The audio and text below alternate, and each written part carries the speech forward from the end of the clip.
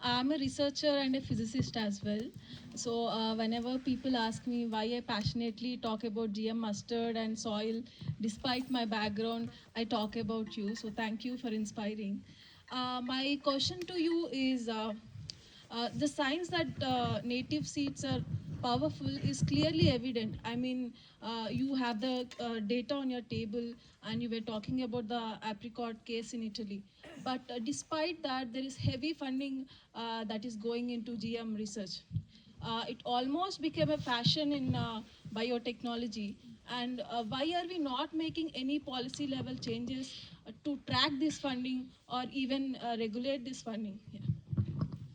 Well, when that meeting where industry talked about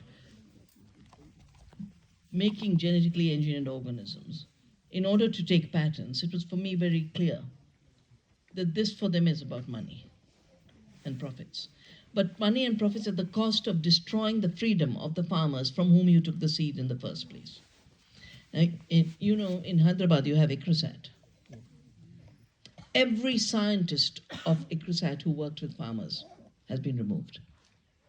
Every scientist. ICRISAT is now really run by Mr. Gates. And I don't know how many of you are aware that huh? Yeah, okay. But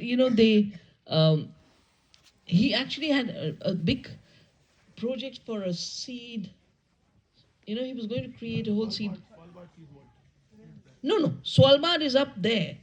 Here in Andhra, he was going to have a giant sized seed production system. And we had, we complained about it. That bit got knocked out. But so when you say why, at that point, the government of India realized there's something called sovereignty. At this point, we are in a very interesting position.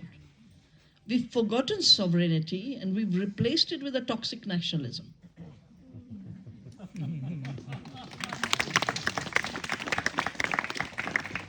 And I'll give you a simple example. In the book Oneness versus 1%, actually that's when Gates was getting in a big way into seed. And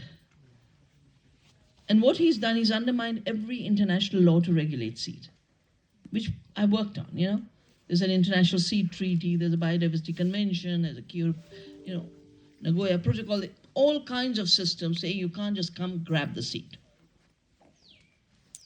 What he's done is he's bypassed them by trying to sneak in digital genomic mapping.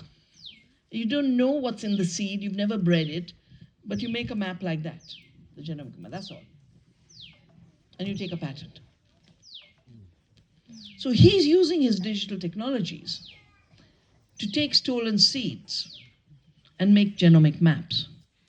But it's known this seed is drought tolerant. It takes a patent on drought tolerance. Because the seed banks have all that data. I mean, we've saved 4,000 rices. In our Dehradun seed bank, we have 750 growing. We know which one performs how. It's in the label. You steal it, and you take a patent. And right now, these giant factories with computers that are churning out this data, and then it's being patented. So we're up. You asked the question, why doesn't government change curriculum? You said, why doesn't policy change?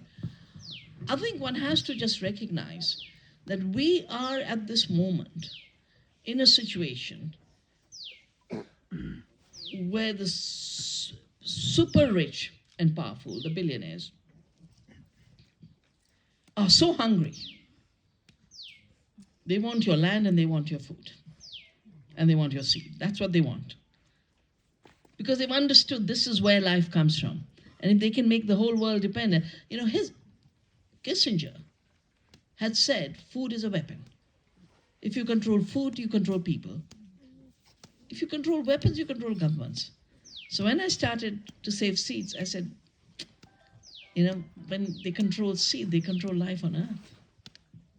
So it is about profits, control, greed, and our work, because the session is on culture of food, no?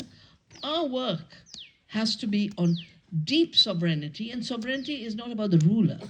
Sovereignty is about the freedom of the last life form. You know, the earthworm has sovereignty. That bamboo has sovereignty. This farm has sovereignty. A village has sovereignty. A region has sovereignty. Sovereignty is self-rule and self-organization, Swaraj. That's what it means. And that's what we've to build and strengthen. And it will grow like everything free and living grows, from the soil upwards.